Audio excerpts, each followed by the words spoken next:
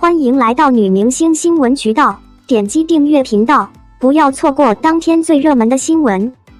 与凤行赵丽颖挂名监制遭非议，她一直在努力成就更好的自己。新剧《与凤行》终于官宣开机了，赵丽颖和林更新再次搭档，满足了楚乔传一些粉丝二搭的愿望。这次颖宝不仅仅是以演员的身份进组，还有着监制的身份。7秒在这里大致给大家介绍一下监制的工作内容。监制主要负责电影里的日常运作与策划。电视剧中的监制，总监制的重要性相当于电影里的导演，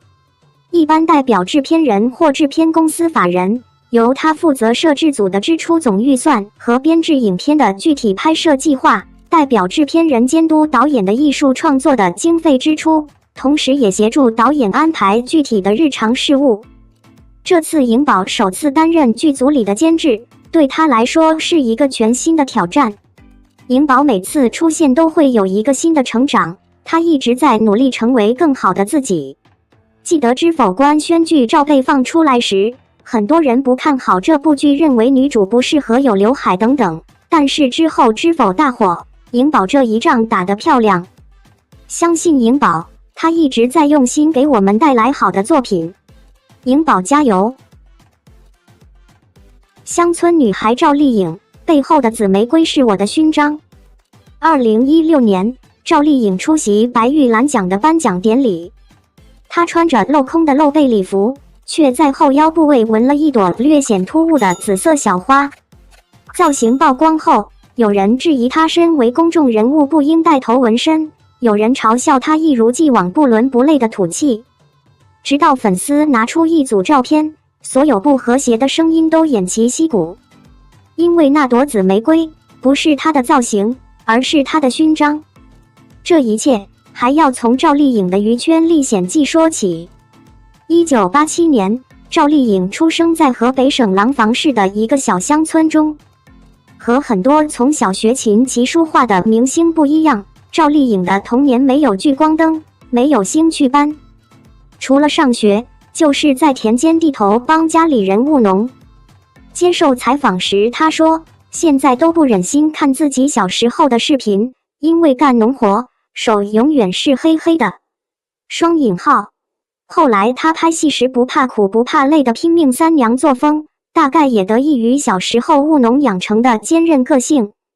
不过，别看赵丽颖小时候生活清贫劳碌，但比起农村重男轻女背景下大多数家庭出生的女孩来说，她足够幸运。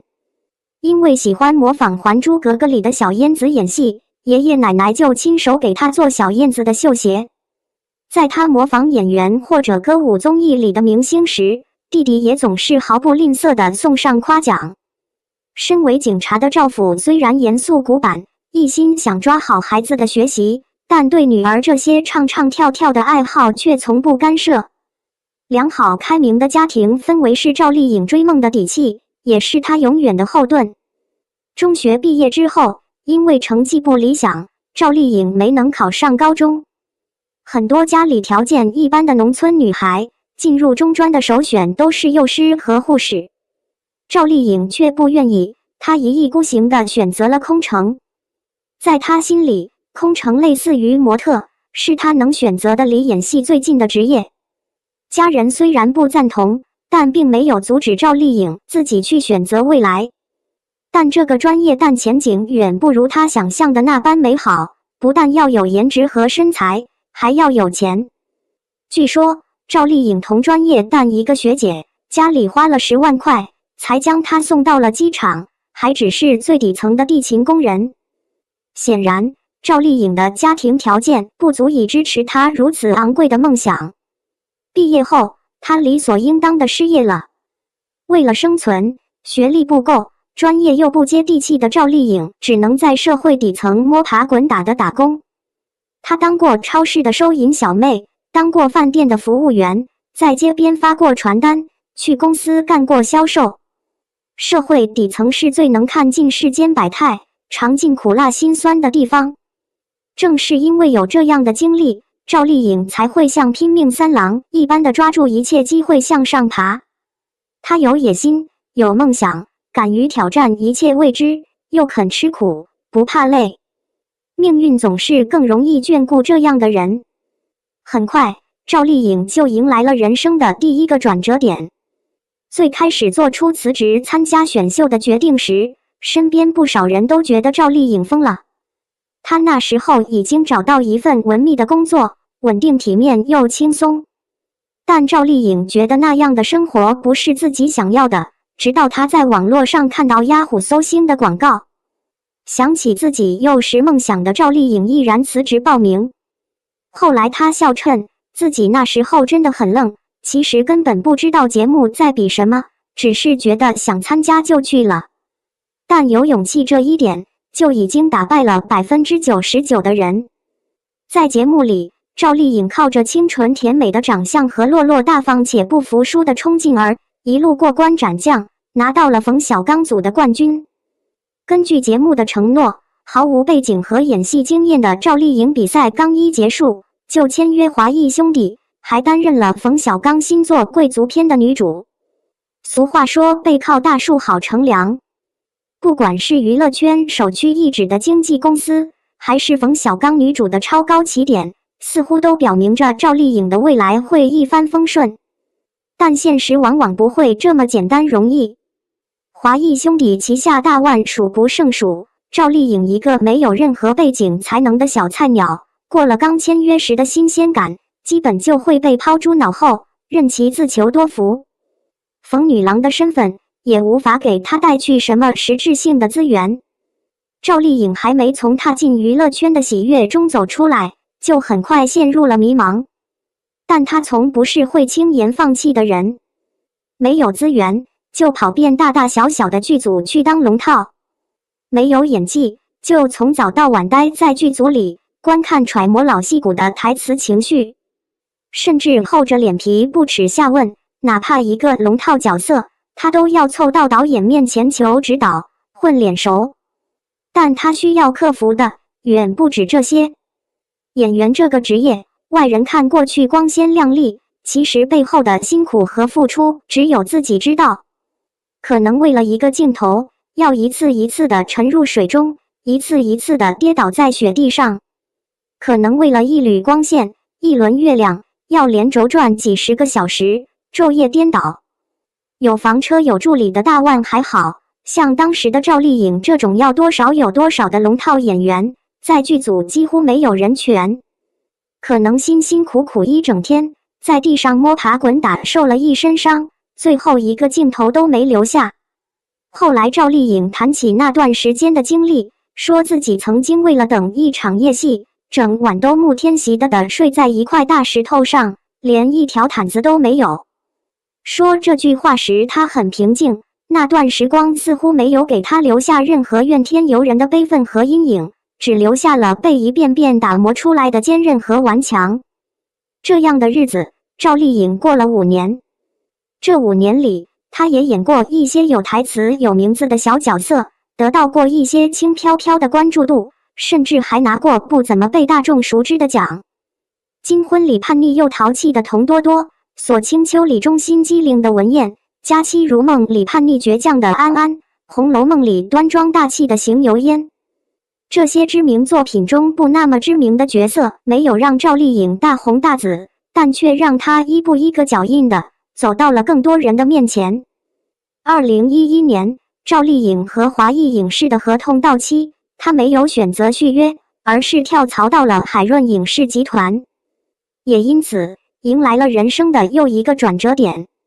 当时新海诸葛格遴选演员，赵丽颖的经纪人最初帮她争取了小燕子和紫薇的角色，结果后来阴差阳错，她却演了晴儿。最开始赵丽颖自然失落，毕竟晴儿的戏份和小燕子紫薇比起来完全不值一提。但她还是尽职尽责抓住了这次机会，一遍一遍地揣摩情绪和角色，最后呈现出来的结果，连导演都大呼惊喜。相比起新还珠里的其他演员，赵丽颖饰演的晴儿是大众接受度最高的一个。她在娱乐圈摸爬滚打了5年，终于有了第一个代表的角色。这之后，她的待遇不能说有多好，但起码不用再没日没夜的继续跑龙套。真正的转折来自于2013年，于正筹拍《陆贞传奇》。当时他还没有像现在这样臭名昭著，美人心、济公锁心玉等剧的大爆几乎将于正捧上了神坛。就连赵丽颖自己都没想到自己能拿下于正新剧的女1号。事实证明于正选角很有眼光。在那个女1号普遍是瓜子脸女神的时代，她大胆启用了看起来没什么女主香，比起女神更像邻家小妹的赵丽颖。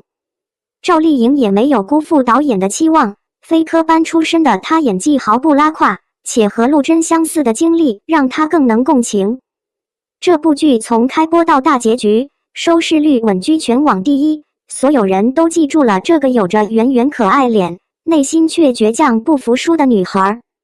突如其来的爆火让赵丽颖也措手不及，虽然她为这一刻已经奋斗了7年，但这还只是她的开始。趁着《陆贞传奇》带来的热度，赵丽颖趁热打铁，先后接了《追鱼传奇》、宫锁沉香妻子的秘密、姗姗来了等剧。她马不停蹄地投入到工作中，不给自己留下一丝一毫的休息时间。这种拼命三娘的架势，放在哪个行业都很少见。更何况，赵丽颖不止压榨休息时间疯狂演戏，对于演戏的质量更是精益求精。早些年娱乐圈大部分人都睁一只眼闭一只眼的潜规则，比如有些明星红了之后，为了趁热打铁，多拍几部剧巩固名气，会选择亚戏，在短时间内同时接好几部戏，在不同剧组来回奔波，时间排不开的话，就用替身。但野心勃勃想红的赵丽颖不但没有这么做，甚至坚持连替身都不用。这导致拍《宫锁沉香》时，她从马上掉落，摔得头破血流。摔下来之后，赵丽颖第一考虑的居然还是剧组的拍摄，对于自己的伤只是草草处理，甚至连医院都没有去。她后来在背上纹一朵小花，就是为了遮盖因为这次事故而变形鼓起来的大包。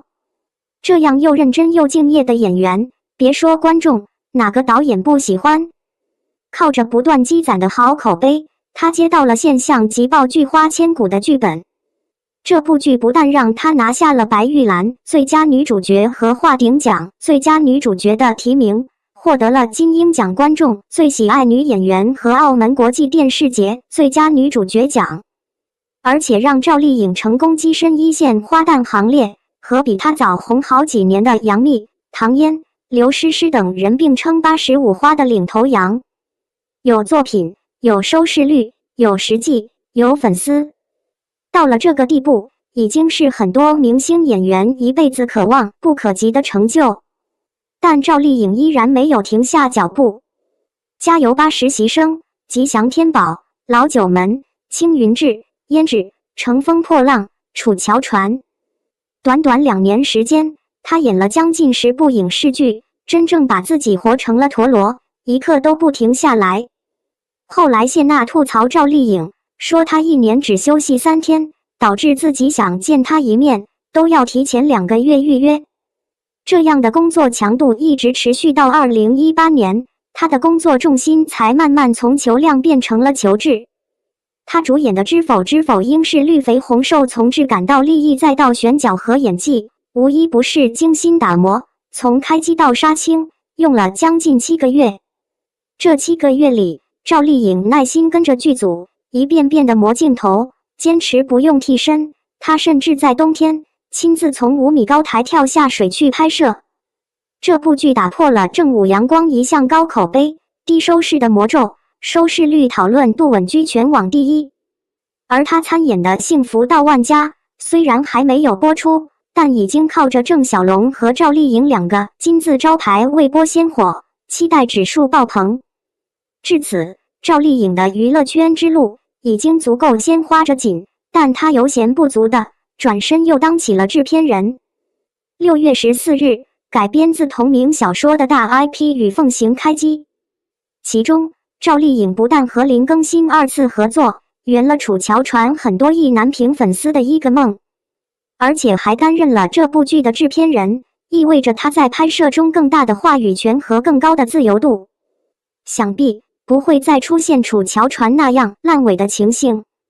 首任监制或许也意味着赵丽颖未来会把重心慢慢转到幕后，这也并非是一朝一夕的决定。早在2015年，她就已经开始进军资本，以141.87万股的股份，成为所在经纪公司海润影视的第14大股东。之后，赵丽颖又先后入股了江苏稻草熊影业以及暴风科技股东，甚至还出任了一夏科技的副总裁。2019年，更是加盟业内数一数二的经纪公司合颂传媒，和李冰冰的姐妹成了合伙人。如今的赵丽颖有事业，有孩子，有人爱，虽然离婚有些遗憾，但爱情和婚姻从不是生命中的必需品，相信她的选择自有其道理。从2006年开始，赵丽颖用了5年走到观众面前，再用5年一步步爬到顶峰。这10年有过无数挫折，无数艰辛，无数可以选择放弃而不会被指责的时刻，但她都一一坚持了下来。这场娱乐圈历险记，外人看到的是鲜花着锦，只有她自己才知道其中的苦和累。从丑小鸭到白天鹅，她从来不是甜美可爱的小女生，她的自己人生的大女主。